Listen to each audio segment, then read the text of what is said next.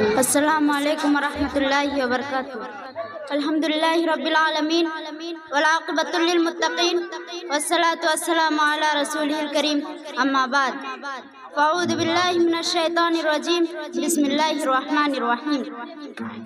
الحمدللہ رب العالمین والعاقبۃ للمتقین والصلاة والسلام علی رسولہ الکریم، اما بعد فاعوذ باللہ من الشیطان الرجیم، بسم اللہ الرحمن الرحیم۔ وقال النبی صلی اللہ علیہ وسلم ان عظیم النکاح برکتہ ان یسرہ مونتاً۔ برادران ملت، اسلام ایک برستا ہوا بادل ہے جس نے دنیا کے ذرہ ذرہ کو سرسبز و شاداب کیا، غمگین دلوں کو بلند حوصلے دیے، امن و شانتی کا پیغام دیا اور انسانی زندگی کے تمام شعبوں کے ہر مرحلہ میں رہنمائی کی۔ زندگی کا کوئی مرحلہ ایسا نہیں جسے اسلام نے تشنا چھوڑ دیا ہو، لہٰذا ضروری تھا کہ اسلام انسانوں کی جنسی خواہشات کی تکمیل کے لیے کوئی بھی انتظام کرتا۔ چنانچہ اس نے رشتہ مناکحت کا حکم دیا، پھر اس کی پختگی کے لیے ہر ایک کے الگ الگ حقوق متعین کر دیے، کیونکہ نکاح معاشرے کی بنیاد، تعمیر و تمدن کی پہلی اینٹ ہے۔ جب تک یہ صحیح اور مضبوط نہ ہوگی اس وقت تک معاشرے کی عمارت نہ درست ہو سکتی ہے اور نہ ہی مضبوط اور مستحکم ہو سکتی ہے۔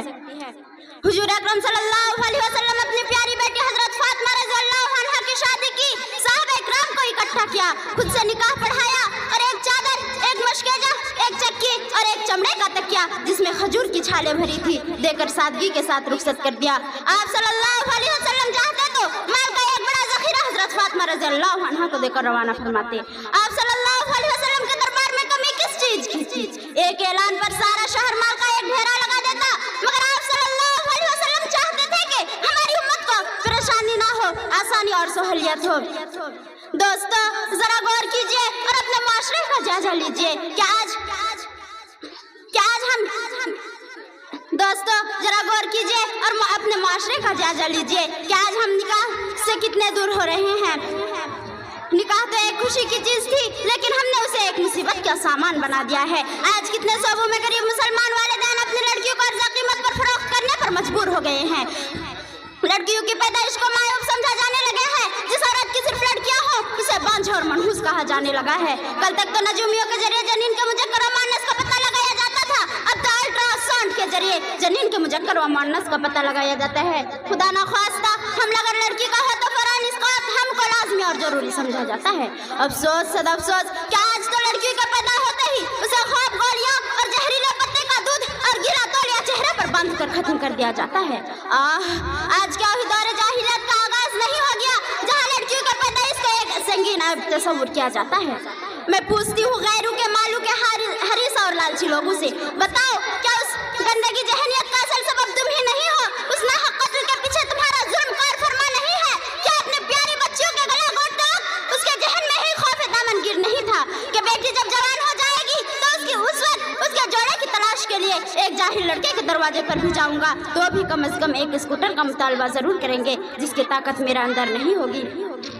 افسوس آج تو لڑکیوں کے پیدا ہوتے ہی اسے خواب گولیاں اور زہریلے پتے کا دودھ اور گلا تولیہ چہرے پر باندھ کر ختم کر دیا جاتا ہے۔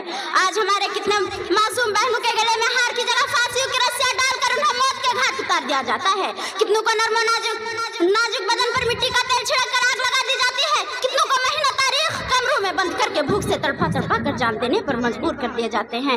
بہت سی نوجوان معصوم بہنیں اپنے مستقبل کے ہولناکیوں سے گھبرا کر اپنے گلے میں پھانسی ڈال کر خودکشی کر لیتے ہیں۔ آخر ایسا کیوں ہو رہا ہے؟ ان غریب لڑکیوں کا کیا قصور ہے؟ یہی نا کیا غریب گھرانے میں پیدا ہوئی؟ غربت نے ان کا حسن سلیقہ، اخلاق، شرافت اور ذہنیت کو نگل لیا۔ دولت کی کمی ان کی خامی بن گئی، ان کی تعلیم و کردار ان پہ اچھے اخلاق کا پیکر بنایا۔ آج ان تمام اچھائیاں بھی انہیں خوشیاں نہیں دلا سکی کیونکہ وہ ایک غریب گھرانے میں پیدا ہوئی تھی۔ وآخر دعوانا الحمدللہ رب العالمین۔